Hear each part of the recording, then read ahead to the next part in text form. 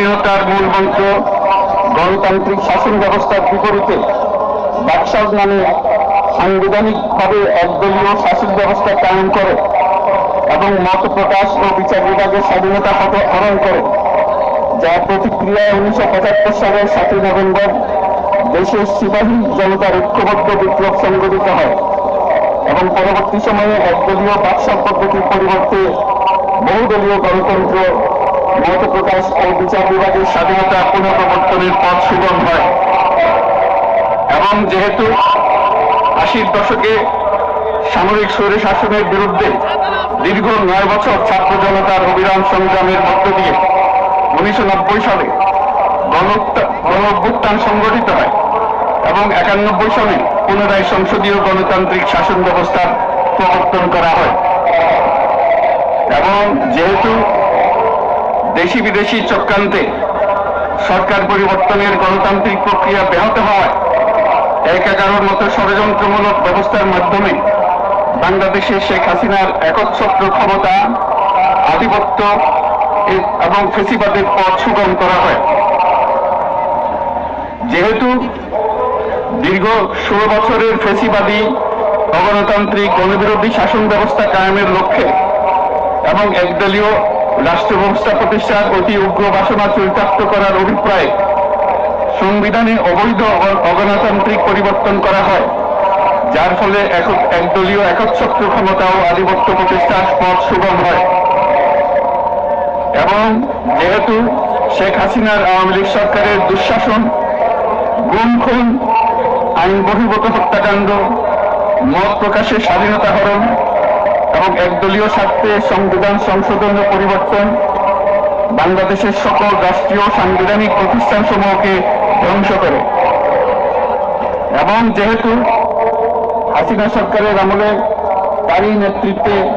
একটি চরম গণবিরোধী, একতান্ত্রিক ও মানবাধিকার হরণকারী শক্তি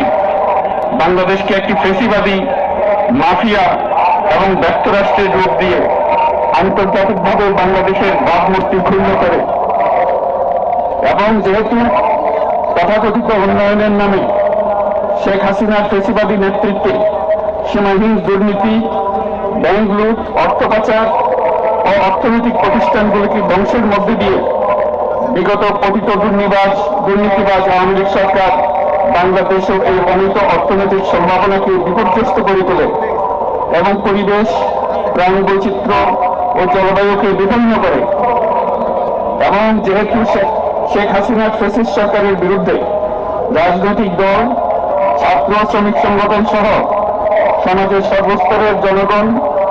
গত প্রায় 16 বছর যাবৎ নিরন্তর গণতান্ত্রিক সংগ্রাম করে জেল জীবন, হামলা মামলা, গুম খুন ও বিচার বহির্ভূত হত্যাকাণ্ডের শিকার হয়। এবং যেহেতু বাংলাদেশে বিদেশি রাষ্ট্রের অন্যায় প্রভুত্ব, শোষণ ও খবরদারিত্বের বিরুদ্ধে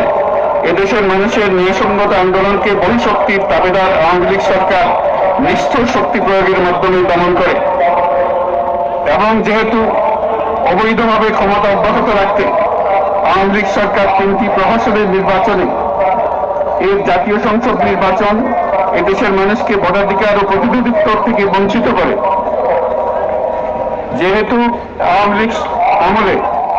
ভিন্ন মতের রাজনৈতিক নেতাকর্মী, শিক্ষার্থী, তরুণদের নিষ্ঠুরভাবে নির্যাতন করা হয় এবং সরকারি চাকরিতে একচেটিয়া দলীয় নিয়োগ এবং কোটাভিত্তিক বৈষম্যের কারণে ছাত্র, চাকরি প্রার্থী, নাগরিকদের মধ্যে চরম ক্ষোভের জন্ম হয়। এবং যেহেতু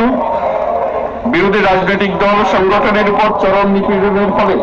দীর্ঘদিন ধরে জনরোষের সৃষ্টি হয় এবং জনগণ সকল বৈধ প্রক্রিয়া অবলম্বন করে ফ্যাসিবাদ বিরোধী লড়াই চালিয়ে যায়। এবং যেহেতু সরকারি চাকরিতে বৈষম্যমূলক কোটা ব্যবস্থার বিরোধ ও দুর্নীতি প্রতিরোধে বৈষম্য বিরোধী ছাত্র আন্দোলন চলাকালে আওয়ামী লীগ সরকার কর্তৃক ব্যাপক দমন পীড়ন, বর্বর অত্যাচার, মানবতা বিরোধী হত্যাকাণ্ড চালানো হয়, যার ফলে সারা দেশে দলমত নির্বিশেষে ছাত্র জনতার উত্তাল গণ-অভ্যুত্থানের রূপ নেয়। এবং যেহেতু ফ্যাসিস্ট শক্তির বিরুদ্ধে অদম্য ছাত্র জনতার অভ্যুত্থানে রাজনৈতিক দল, ধর্মীয়, সামাজিক সাংস্কৃতিক, পেশাজীবী,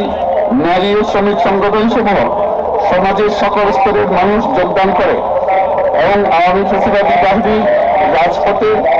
নারী, শিশু সহ প্রায় 1000 মানুষকে নির্বিচারে হত্যা করে।